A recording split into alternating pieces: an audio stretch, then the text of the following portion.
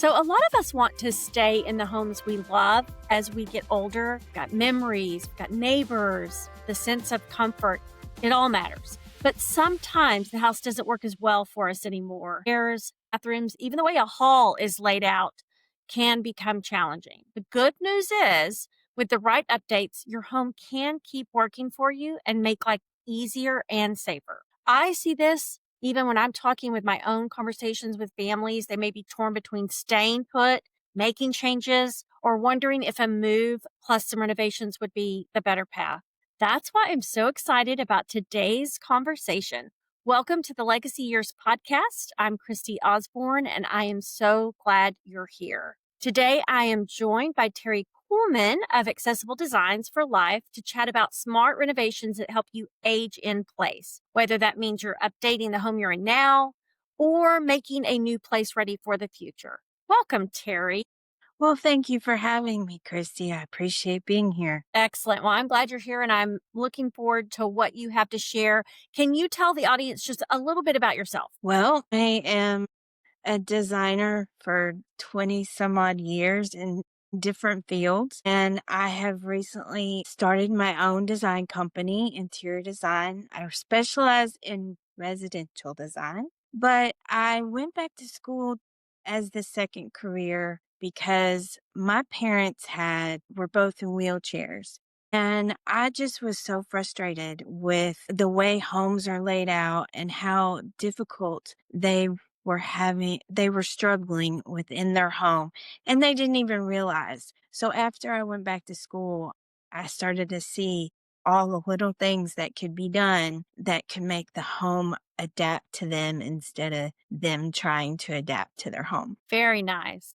So let's just get into some questions that we want to learn the answers to and that will help folks who maybe are facing similar situations to your parents or maybe, their own challenges. So I find that many people want to stay in the home that they love as they age. That is a common thing that we see for older adults. They want that independence. So what are some of the first renovations that you can recommend that might make a home safer and more comfortable? Well, a couple of minor things that you can do that don't take a lot of capital is just change out some of your doors to wider doors to 36 inches because most of the doors will not allow even a walker to get through, much less a wheelchair. So between that, I also have, there's also products out there that you can take the threshold off of your door because that's also something that is very hard to get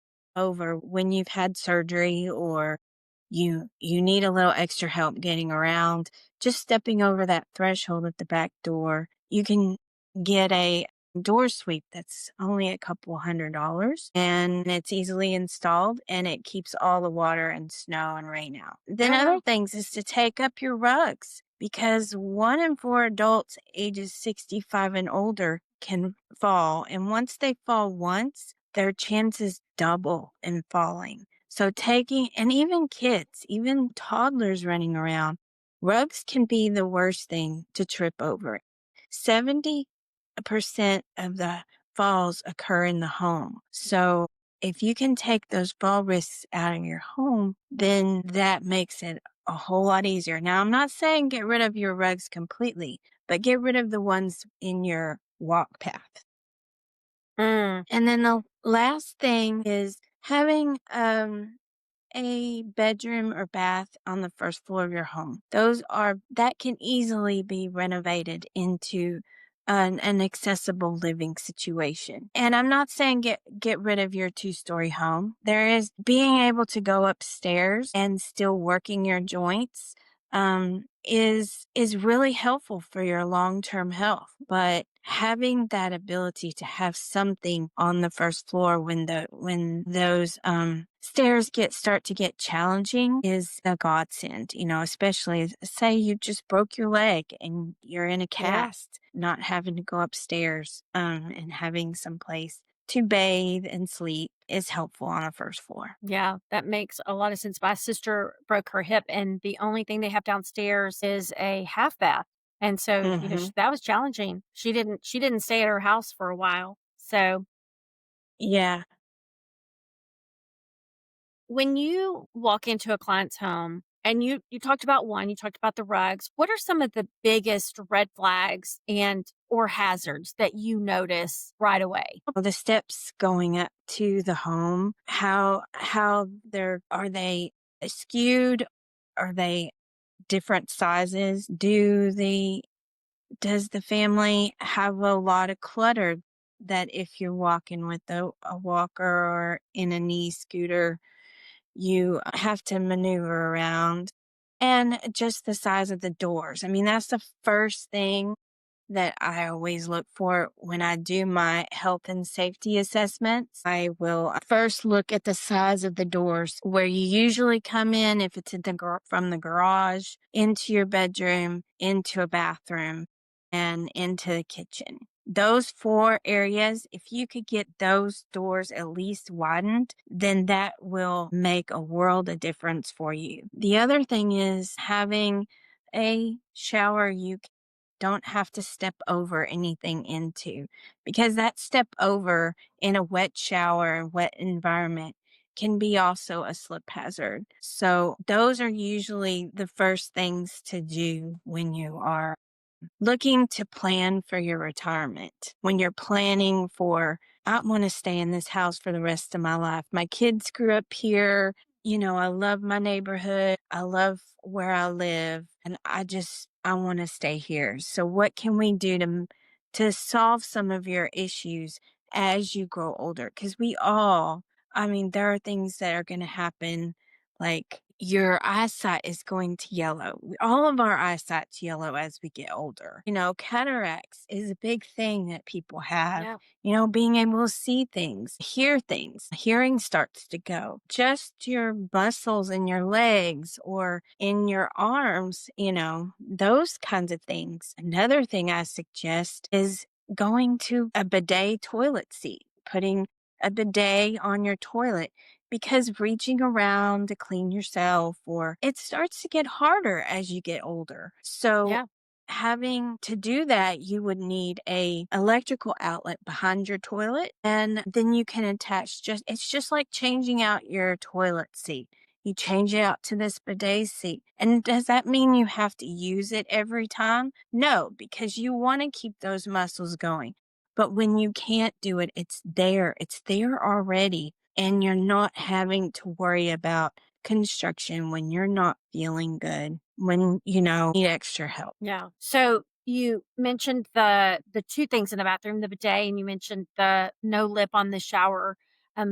Because I know bathrooms can be a tricky spot for people. Are there other things that you recommend in a bathroom area that folks should have? Certainly. So I guess, a grab bar. You need to have grab bars as you step in the shower, once you're in the shower to help you stand, um, and a shower bench.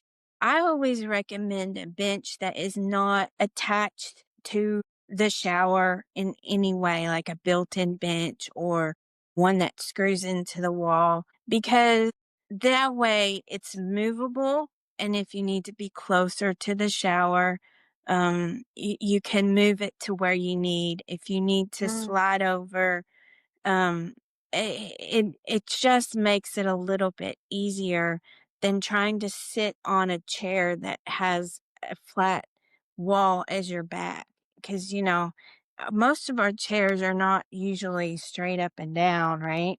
yeah. They have some kind of curve to them.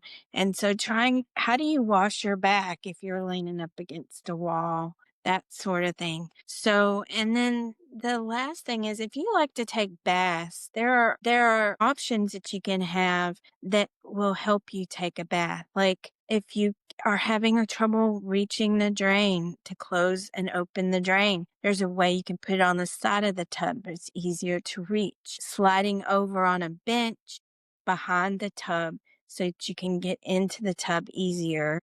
And then there's this thing that it's a hydraulic lift for the bathtub. It does not screw in to anything, so you can take it in and out of the bathtub, But basically, it's a chair with wings, and the wings Mm. go over the edge of the tub, and you slide over, and then it hydraulically lowers you into the bath.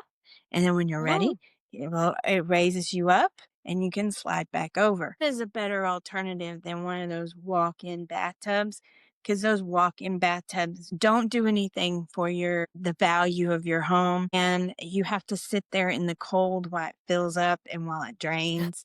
And yeah. so it's not as something that is going to last, whereas a hydraulic lift in and out of the bathtub would be something you could take out when company comes, or only use it when you need it, and that sort of thing. So there's plenty of things you can do in the bathroom.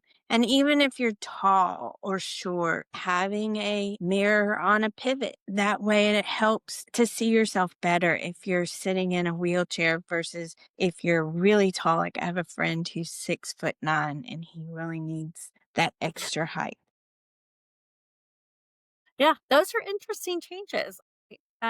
Did not know about some of those, so thank you. Yes. And a lot of people don't know about these things, and that's what I'm here for.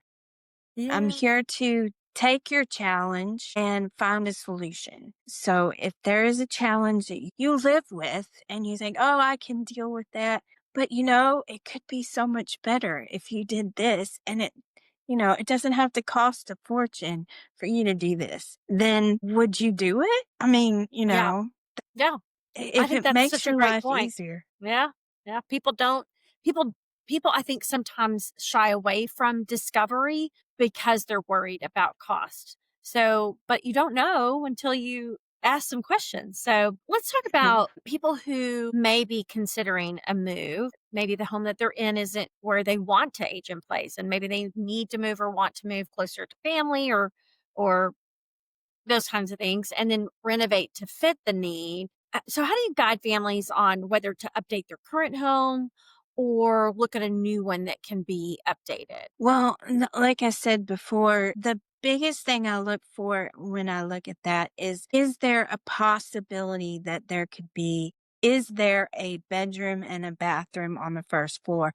If not, is there that possibility that it can be renovated into the first floor? In my father-in-law's house, there was no way it could ever happen. So we had to go outside and find him another place to live. But in some instances you can add on a bedroom or bath or renovate the downstairs so that you can have a bedroom and a bath if you've started out with like a half bath downstairs. So it just depends on your home situation and your needs because everybody's home is different and everybody's needs are different. So finding that solution is not like a one and done time of thing. So if you're looking for a new home because you're not like where you live, the first thing I would ask is who is your caretaker? Who is the one you want to take care of you the rest of your life? When you're sick, when you're in the hospital, when you can't get out of bed, is that your children? Is that an aunt? Is that, a cousin? Whoever it is, find a place near them or on their way home from work.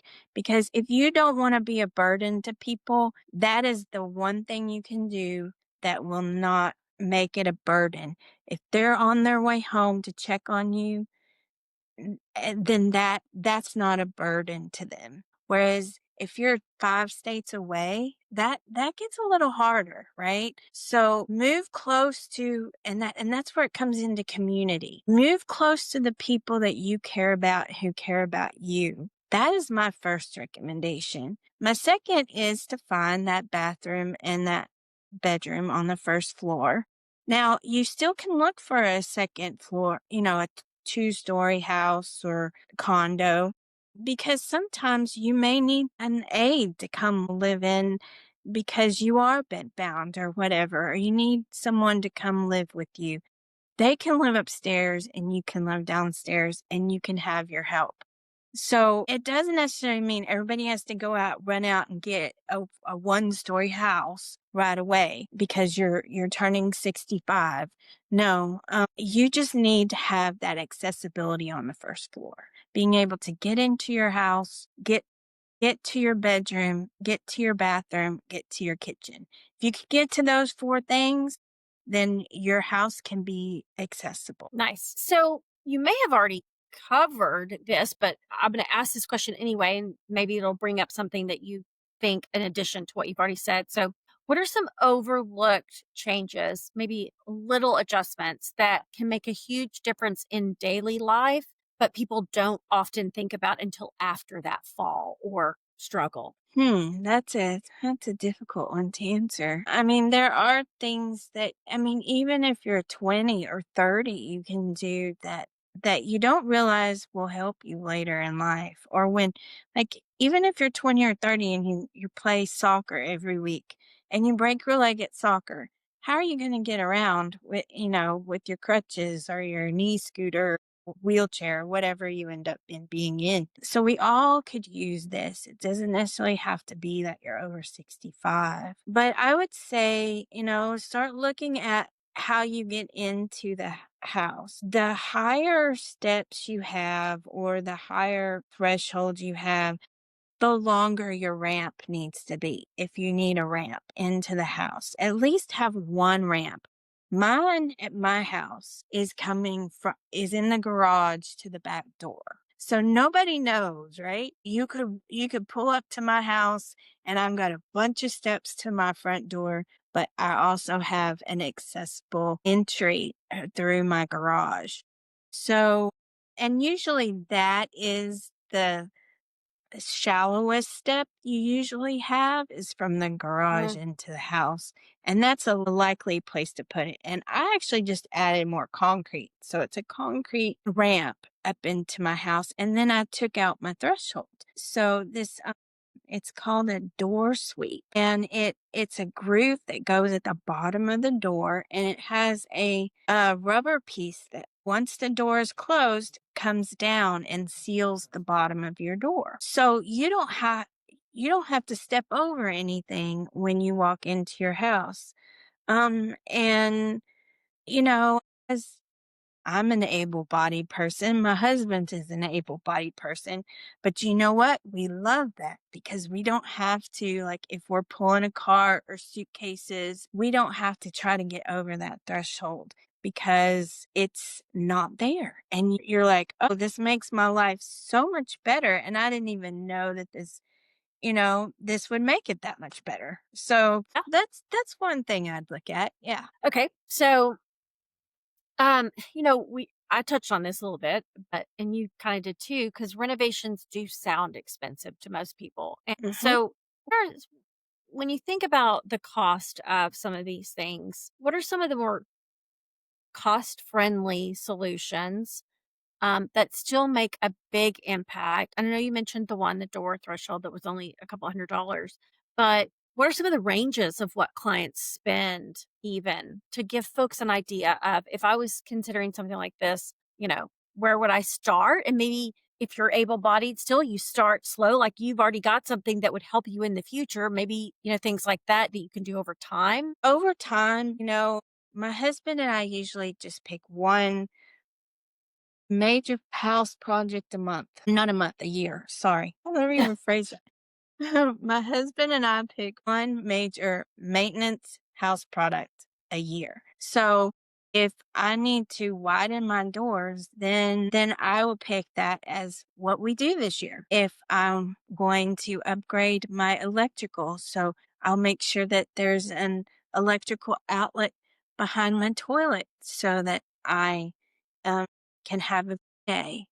Those are the types of things that, you can do as you age, as you go throughout the years, that it's not a big kitchen renovation or a bathroom renovation, which is what we normally think of when we think about renovating our home, right? Taking out your rugs is free. Nobody is Hmm. that is something that you can do right now today that will help your health in the future as well as your great kids, your grandkids who as they're growing up because nobody's going to slip on a rug, right? Yeah. So that will help. A bidet. There are some out there that cost about $2,000, but the one I typically recommend for my client is about $700. So a little more than half of that. Um, and it's one of the few products on the market that if you should actually need to have a toilet chair over your toilet, it will still work because most of those bidets, you have to sit on the seat. And if you're sitting on one of those toilet chairs, you're not sitting on the seat. So it won't work. Right. So to find a bidet that will clean you and dry you and is warm for half the price of what most people are spending on bidets these days, and you can keep through your aging years, then I think that's a good alternative to. And also, it's a healthy way to clean yourself. It's environmentally friendly because you're using water, you're not using toilet paper.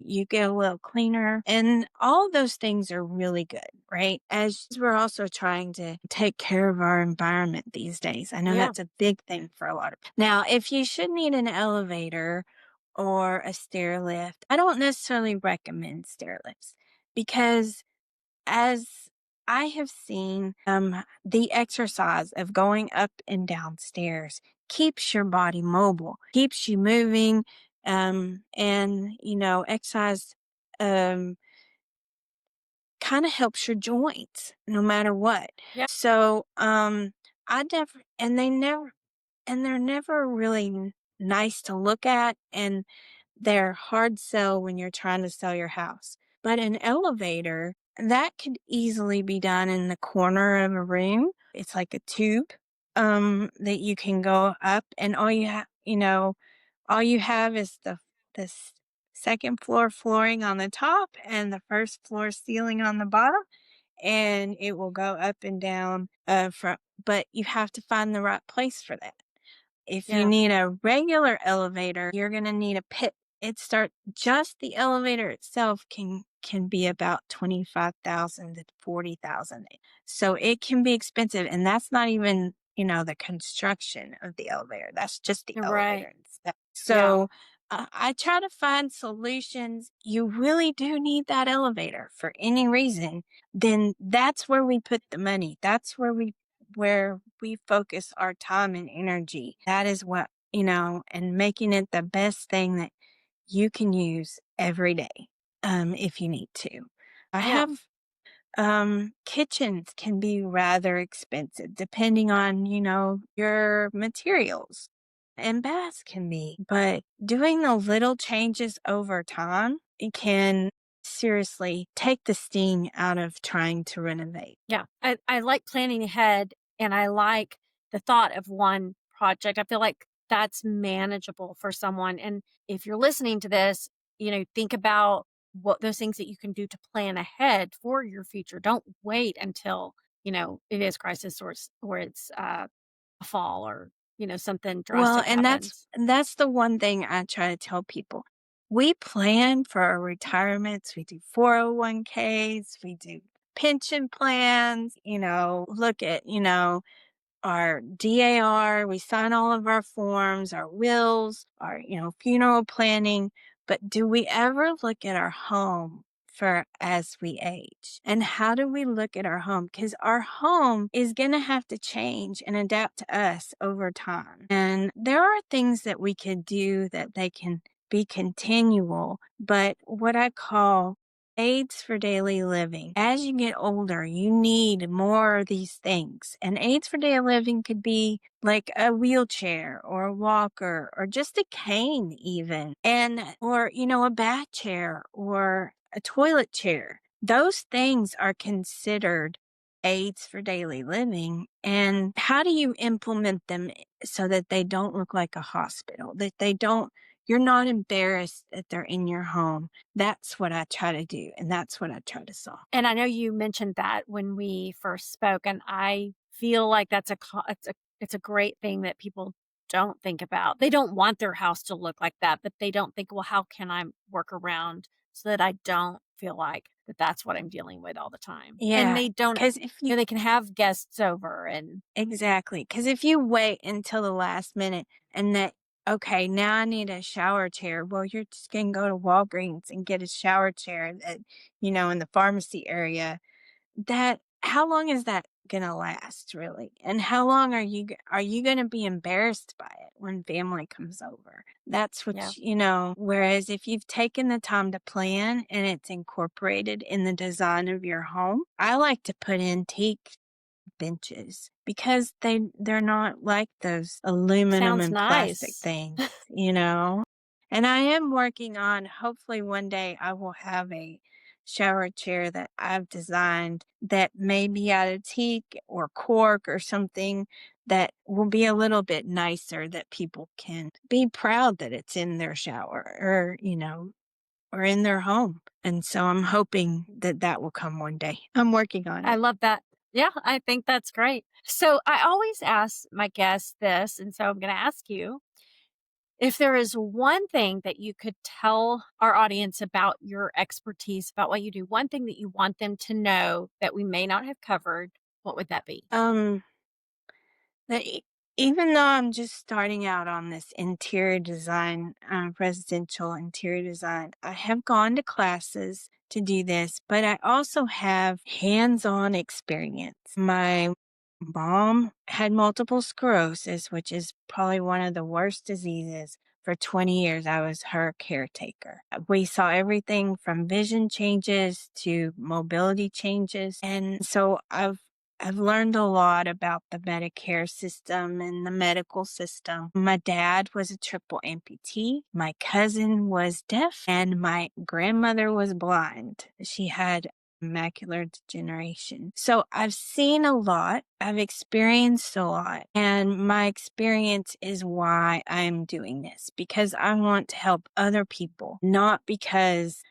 this is just the way I wanted to go, or this is just what I want to do for a job, but it's because I want to help people. It's close to my heart, and I hope that I typically, because I'm a certified living in place professional, I do these health and safety assessments and think about it as like inspection for your home kind of thing, but I do it Yeah, with your health in mind and what your home looks like at the time. And it's a 3-hour assessment and it's only $250.